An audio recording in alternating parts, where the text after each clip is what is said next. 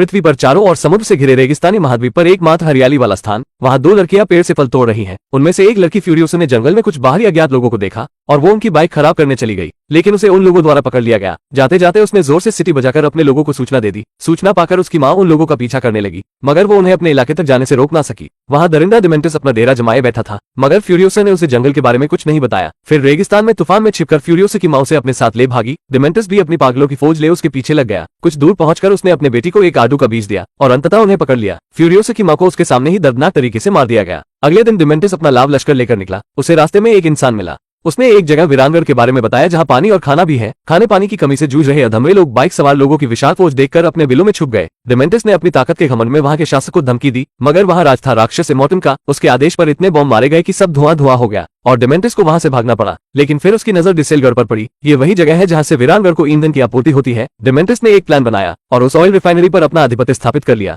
फिर इमोर्टन के साथ एक संधि की कि उसे तेल के बदले में खाना पानी और दूध देना होगा। इमोर्टन ने संधि स्वीकार की, लेकिन उसने फ्यूरियोसा को भी मान लिया। वो अपनी माँ का दिया हुआ आड़ू का बीज सबसे छुपा के रख रही थी। फिर रात में मौका पाकर उस जगह से भाग गई। वो वीरानगढ़ में ही लड़का बनकर रहने लगी। उसका साहस देखते हुए उसे क्रेन चालक का काम दे दिया गया। कुछ सालों बाद फ्यूरियोसा अब युवा हो चुकी है। यही उसने पहली बार फौज नायक जैक को देखा। जैक बाकी की रियासतों से माल लाने ले जाने का काम करता है। इस बार भी उसे ऐसे ही एक जगह जाना है।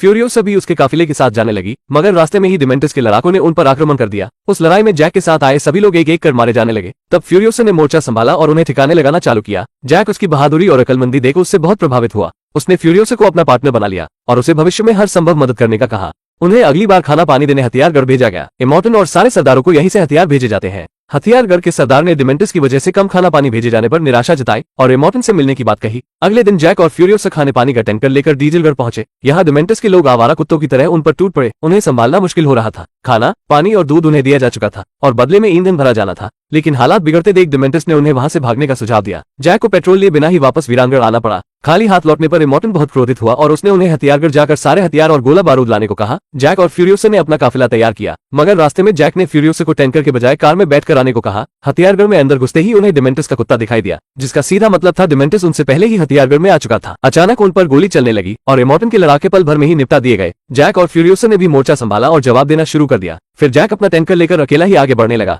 फ्यूरियोसा ने भी पोजीशन ले ली और स्नाइपर से डिमेंटस के लोगों को शूट करने लगी। एक बार को तो उसके निशाने पर खुद डिमेंटस ही आ गया। फ्यूरियोसा ने उसके आगे वाले बंदे की खोपड़ी खोल दी, मगर तभी डिमेंटस ने उस पर रॉकेट मारकर गिरा दिया। उसके अगले वार से पहले ही जैक ने अपने टैंकर से फैक्ट्री को टक्कर मारकर गिरा दिया। जैक पूरी हथियार फैक्ट्री को तहस नहस करने के बाद फ्यूरियोसा के साथ भाग जाता है। वे दोनों अपनी कार से जा रहे होते हैं। डिमेंटस भी लॉक हो चुके उस भारी भरकम गेट को अपनी गाड़ी से टक्कर मारकर तोड़ता है और उन दोनों के पीछे लग जाता है। भागते भागते एक जगह फ्यूरियोसा का हाथ उस गाड़ी के टायर में कुचला जाता है और आखिरकार एक जगह उनकी कार पलट गई। दोनों को पकड़ लिया गया। फिर शुरू हुआ मौत का खेल। फ्यूरियोसा का हाथ बांधकर लटका दिया और जैक को मोटरसाइकिल से बांधकर दौड़ाने लगे। वो दौड़ते दौड़ते थक कर गिर गया। फिर उसे घसीट घसीट कर मार दिया गया। डिमेंटस इस तमाशे से बोर होकर पीछे बैठा था। तभी उसे बताया गया कि फ्यूरियोसा अपना हाथ काटकर वहां से भाग गई है। वो उन्हीं में से किसी की बाइक लेकर भाग गई थी। कुछ देर अचेतावस्था में रहने के बाद उसने खुद को वीरानगढ़ के बिलों में रहने वाले लोगों के बीच पाया। वे लोग भोजन न मिलने की वजह से मुर्दों के शरीर में लगे कीड़े निकालकर खाते हैं। फ्यूरियोसा ने खुद को वहां से बाहर निकाला और सीधे इमोर्टन के पास गई। डीजलगढ़ में उठता धुआं देखकर उन्होंने मान लिया कि डिमेंटस ने ऑयल रिफाइनरी को तबाह कर दिया है। उसके लोग अपने सेना वहां भेजकर डिमेंटस को खत्म करने की सलाह देते हैं, लेकिन फ्यूरियोसा बताती है कि ये उसकी एक चाल है। वो तो हथियारगढ़ में है और वीरानगढ़ पर हमला करने आ रहा है। इमोर्टन ने फ्यूरियोसा की बात पर विश्वास किया और अपने कुछ लोगों को गाड़ियों के साथ गर्दा उड़ाते हुए डीजलगढ़ की तरफ भेज दिया।